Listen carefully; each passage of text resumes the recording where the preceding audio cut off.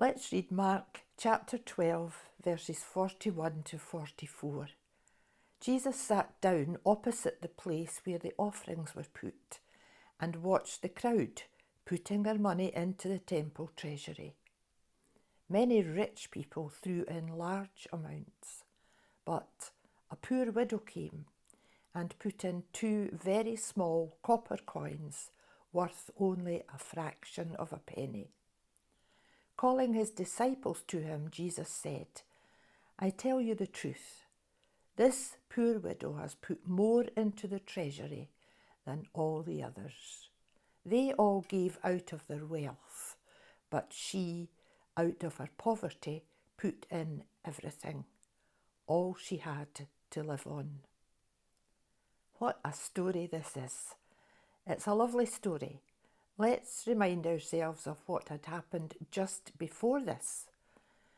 Jesus had been speaking to a large crowd and warning them of the disobedience of the religious leaders of the day.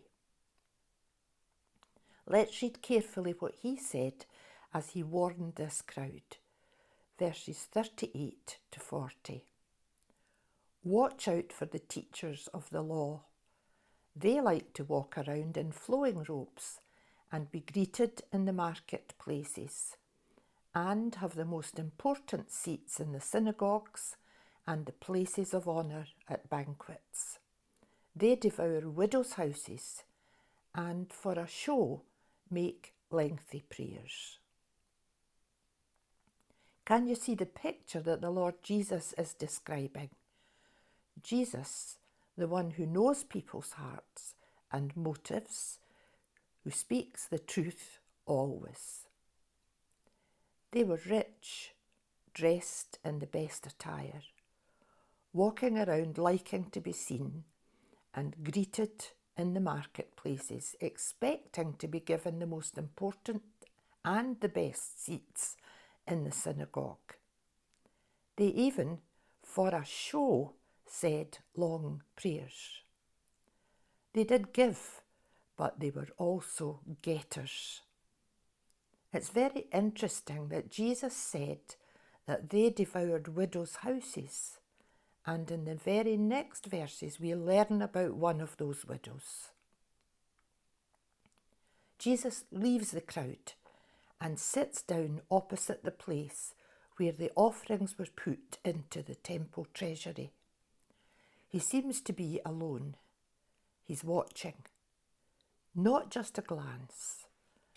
The Greek word used here means careful observation.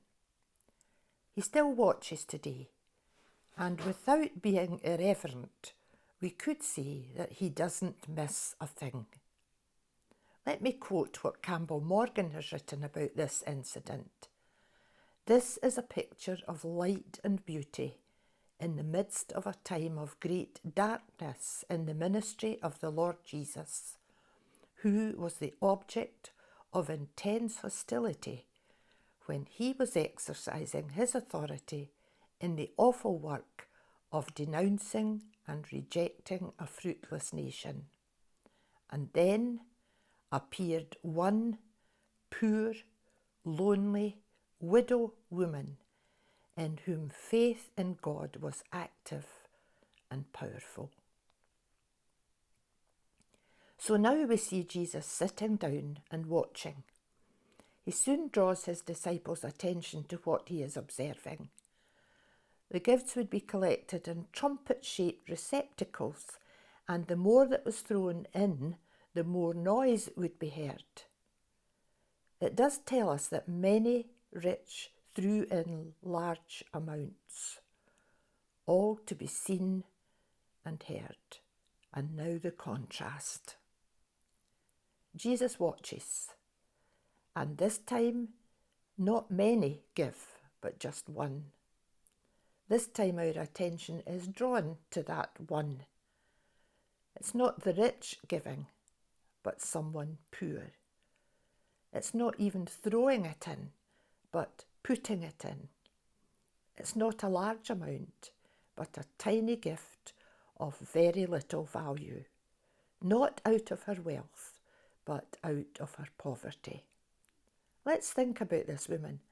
I find it hard not to imagine her and talk about her as a wee woman, but we are not told in the scriptures that she was wee. But with Scottish blood in my veins, I just want to call her a poor wee soul. I think some of you will be thinking the same thing. But we are told that she was poor, she was lonely, and she was a widow. Let's take the third of those words first. She was a widow. In those days, that would mean that she had no means of support, no widow's pension, no income. Of course, she'd be lonely without a husband to care for her. And we are told she was poor. When she gave her offering, we are told she gave her all. Let's think again of what she gave. Jesus said, 2 very small copper coins, worth only a fraction of a penny. But I'm sure you may be also wondering, how much had she left? Jesus tells us. He says she put in everything, all she had to live on. She must have believed in God to be at the temple that day. Did you notice what Jesus says about her? In his eyes, she had given more than not just one of those men, but more than all of them put together. She had nothing left, no bank account, no stocks and shares, no savings for a rainy day, no possessions she could sell, no Christians Against Poverty volunteers nearby, nothing. This was true sacrificial giving. How do we give? Is it costly? It's not actually what we give, but what we have left that is the test. We do not know this woman's name.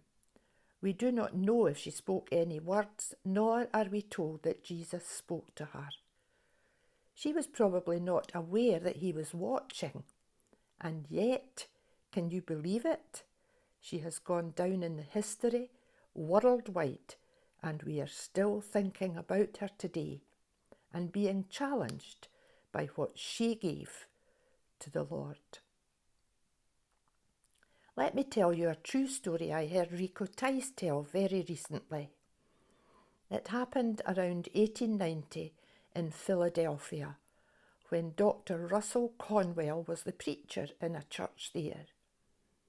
A little girl stood outside sobbing because there was no room for her in the Sunday school. She was poor and very shabbily dressed. Dr. Conwell came out and insisted that a seat was found for this little girl in an overcrowded room. That night she couldn't sleep, thinking of all who couldn't get into church. 2 years later, in a tenement building, the little girl died. The parents asked Dr. Conwell to speak at her funeral. When her poor little body was being prepared for burial, a crumpled up purse and note were found.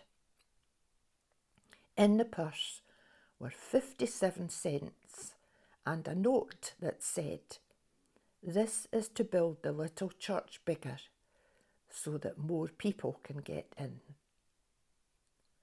The following Sunday, the story was told in church.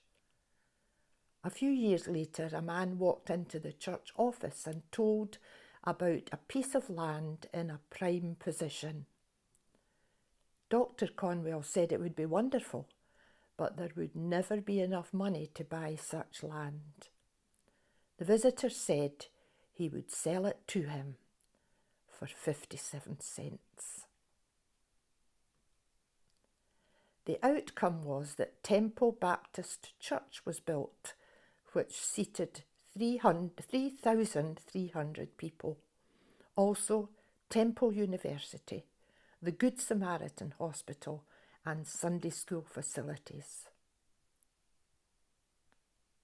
Let's be challenged about our giving. Do we give sacrificially? Do we give secretly? Do we give wisely? Do we give willingly? I'll finish now with a quote from Catherine Booth. It says this: "All I have is all he wants." And of course that's more than our money, that's our hearts.